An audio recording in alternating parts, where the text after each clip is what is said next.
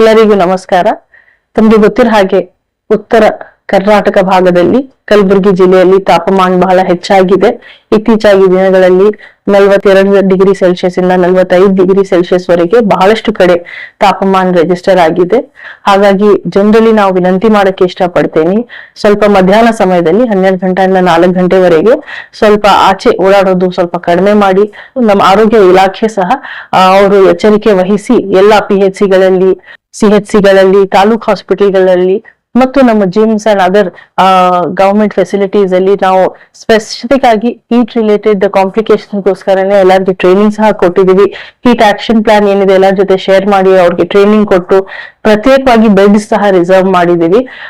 ಆರೋಗ್ಯ ಇದ್ರೆ ನಾವು ಮುಂದೆ ಇನ್ನೂ ಚೆನ್ನಾಗಿ ಕೆಲಸ ಮಾಡಬಹುದು. So it is my appeal to each and every citizen of Kalburgi to please take care of their health. The government mechanism is equipped. Taluk ಮಟ್ಟದಲ್ಲಿ ಇರಬಹುದು, ಹೆಲ್ತ್ ಡಿಪಾರ್ಟ್ಮೆಂಟ್ ಇರಬಹುದು, ಪ್ರತಿಯೊಬ್ರು ನಾವು ಸಜ್ಜಾಗಿದ್ದೀವಿ ತಮ್ಮೆಲ್ಲರಿಗೆ ಸಹಾಯ ಮಾಡಕ್ಕೆ. ತಾವು ನಿಮ್ಮನ್ನು ಕಾಪಾಡ್ಕೋಬೇಕು. ಲೈಟ್ ಕಲರ್ ಬಟ್ಟೆ ಹಾಕೋದು, ಕಾಟನ್ ಬಟ್ಟೆ ಹಾಕೋದು, ಅನಾವಶ್ಯಕವಾಗಿ ಓಡಾಡೋದು ಸ್ವಲ್ಪ ಕಡಿಮೆ ಮಾಡ್ಬೇಕು. ಬೆಳಗಿನ ಅಥವಾ ಸಂಜೆ ಸಮಯದಲ್ಲಿನೇ ಎಲ್ಲ ಕೆಲಸಗಳು ಮಾಡ್ಕೊಳ್ಳೋ ರೀತಿ ಸ್ವಲ್ಪ ತಾವು ಈ ಒಂದು ಬೇಸಿಗೆ ಕಾಲದಲ್ಲಿ ಎಚ್ಚರಿಕೆ ವಹಿಸಬೇಕು ಅಂತ ನನ್ನ ಕಡೆಯಿಂದ ವಿನಂತಿ. Thank you. ಸತ್ಯದ ಧ್ವನಿ, ಜನರ ನಂಬಿಕೆ. ಇದು ನಿಮ್ಮ AS 32 ಕನ್ನಡ ನ್ಯೂಸ್. ರಾಜ್ಯ, ದೇಶ ಹಾಗೂ ಸ್ಥಳೀಯ ಸುದ್ದಿಗಳನ್ನು ವೇಗವಾಗಿ ಮತ್ತು ನಿಖರವಾಗಿ ನಿಮ್ಮ ಮುಂದೆ ತರುವ ವಿಶ್ವಾಸಾರ್ಹ ಸುದ್ದಿವಾಹಿನಿ. ನೋಡಿ AS 32 ಕನ್ನಡ ನ್ಯೂಸ್.